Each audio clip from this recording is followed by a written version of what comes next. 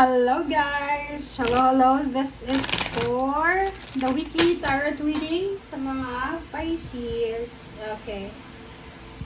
Pisces. Welcome. Tingnan natin Pisces kung anong messages, energy gabay para sa inyong lahat. So, dito na tayo sa August, ano ba to? 1, 2, 3. August 3 hanggang August 9. Okay. So, August 3 and 9 tayo.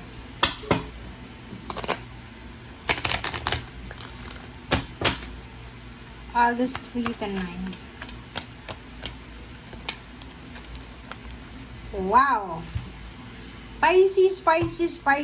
Congratulations. Kasi, yung dalawang barahan na unang lumabas is number 16, number 7, number 26, number 8. So, sinasabi ng baraha sa'yo dito na sa linggong ito, kung ano man yan na iniisip mo na pwedeng pagkakitaan, ano man yan na iniisip na pwede mong gawin, sinasabi ng baraha na swerte ka dyan. So, kung plano mong mag-business, plano mong mag-relocate, mag-travel, or whatsoever, sinasabi ng baraha na nasa tamang direction ka. Okay, and sa nakikita ko, if it's about love life, may mga taong nag-iisip sa'yo. So, iniisip ka nila. Yung mga taong may gusto sa'yo, iniisip ka nila. This week is end na to. This is the post Mercury retrograde. So, may mga pitik pa rin tayo dito. So, you need to be careful sa pag-handle ng pera. Okay? You need to be careful until this whole week na to eh. This is August 3 hanggang 7 siya. So, from Monday hanggang Friday, you need to be careful dyan kasi post Mercury retrograde yan. So, yun. 26 money. So, there's a lump sum of money. There's an incoming lump sum of money. So, pwedeng hindi siya dumating this week. Pwedeng next week. Parang ganun. So nakikita natin dito, swerte ka sa linggong ito. So, kung ano man yan ang mga pinaplano nyo sa buhay, na pwedeng pagkakitaan, or whatsoever man na plano nyo, sabi ng baraha sa'yo dito, congratulations na. Kasi, sobrang swerte talaga. Blessing, sobrang blessings.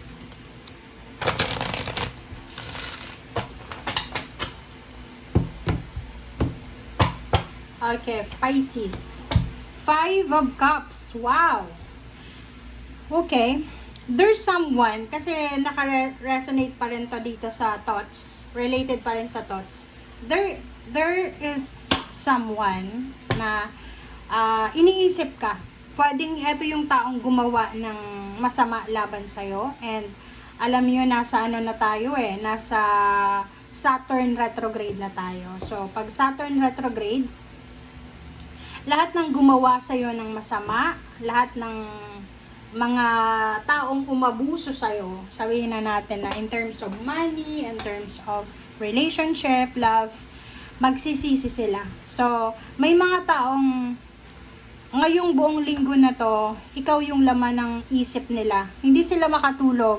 Nagsisisi sila kung bakit nila ginawa yung bagay na yan. Bakit kanila sinaktan, bakit kanila in-scam, bakit kanila trinaydor, or kung ano pa man. So, yung taong yan, ay nangihinayang siya. Ngayon niya marirealize na mali yung ginawa niya sa'yo, Pisces. I don't know if it's love life, family, may involved na pera, may involved na relationship, or whatsoever man. Wow! So, sa nakikita ko sa'yo dito, guys, ngayong August, simula pa lang to kasi August, September, October, November, December. So, 5 months siya na Saturn retrograde. So, there's a karma coming babalik sa'yo. So, kung yung mga masaya mong ginawa, maganda mong ginawa sa past, ibabalik sa'yo. Kung may mga masasama kang ginawa sa past, ibabalik din sa'yo yun. So, nakikita ko, eto na yung simula. This week, eto na yung simula ng celebration. This is the simula ng happiness, ng kaligayahan, kasayahan sa buhay mo. Judgment. Oh, wow. So, yung judgment din, sinasabi ng baraha sa'yo, isang gandang desisyon, napaka-importanteng desisyon na posibleng gagawin mo sa linggong ito na magdadala sa'yo ng pure happiness, pure contentment, and pure peace. Congratulations, Pisces. The Hierophant, wow! You are lucky, Pisces. You are lucky. Okay? You are lucky. Why? Because napapaligiran ka ng mga iba't ibang klase ng tao. Like for example, may mga tao dyan na masasama yung intention laban sa'yo. May mga tao na mabubuti yung intention laban sa'yo. And during this Saturn retrograde, may mga bagong individual. Mga bago sila. Sila yung mga taong hindi mo dati pinapansin. Sila yung mga taong palaging nagmamasid sa'yo, pero parang nag-aatubili sila na lumapit sa'yo. But this time, the Saturn retrograde will give them power, energy, and motivation na makalapit sa'yo. So, unti-unting lalapit yan sa'yo kung sino man yung mga taong yan.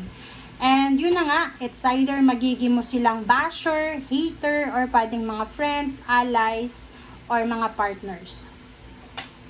Nakikita ko rin sa'yo dito na busy ka sa pag-iipon ng pera, and this week is wala kang pinaplanong big purchase, wala kang pinaplanong bibilhin na mahal, malaki, ganito. Wow!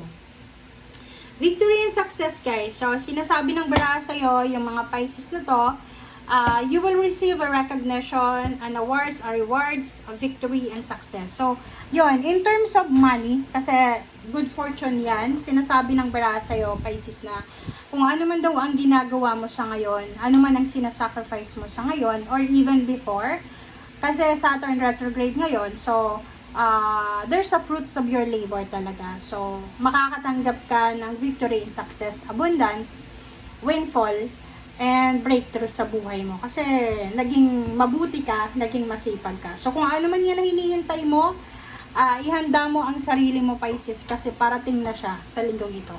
Pera man yan, message man yan, na pwedeng magdala sa'yo ng tagumpay. Okay. At the same time, guys, so, since nasa Saturn retrograde tayo, medyo kailangan natin mag-slow down. Okay? Slow down tayo. Just go with the flow. So, sinasabi ng baraha, kung masaya ka sa ngayon, i-enjoy mo yung happiness, yung contentment and peace na yan. So, wag kang magmamadali. Like yung iba, may sineselebrate, tapos nagmamadali silang umalis, dumalo ka sa isang birthday celebration, sa isang wedding.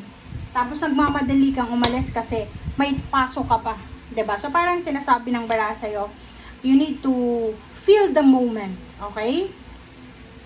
You need to be patient also sa mga tao sa paligid mo kasi because of your success, maraming tataas yung kilay, 'di ba? Maraming magtataas ang kilay sa iyo. Queen of Cups. Queen of Cups is your energy, so wala kang masyadong problemahin sa ngayon. Emotionally, you are at peace. Psychologically and mentally, physically, wala kang masyadong problema. Okay? Peaceful ka. Sa love life ko nun din, so yung love life mo hindi masyadong magulo, hindi masyadong basta at peace ka ngayon. Yung love life mo stable and secured lang siya. Okay, so doon sa mga Pisces na single, if you're looking for a relationship, sabi ng baraha sa'yo dito na during second half na kasi ito ng 2026 di ba? August, September, October, November, December 11 hanggang December 11. Be patient tayo. Huwag kang makikipagrelasyon, guys. Huwag kayong makikipagrelasyon. Maghintay daw. Okay? This is lovers and this is two of cups. Maghintay daw kayo. Kayo huwag magmamadali kasi maraming twist na mangyayari sa 5 months na to. Maraming magbabago sa love life nyo. Maraming yung iba sa inyo dyan, mararamdaman mo na fall out of love ka na lang. Yung iba sa inyo, mas lalong nag-level up yung pakiramdam mo, parang ganun. So, you need to be patient, guys. Okay? Justice, yun. There's a contract signing, there's a karma. Saturn retrograde yan, so karma talaga siya. So, sinasabi ng baraha, ihanda mo ang sarili mo, Pisces, para sa mga karma na paparating. karmic lesson, karmic justice, karmic blessings. There's a good news regarding sa paperwork, documents.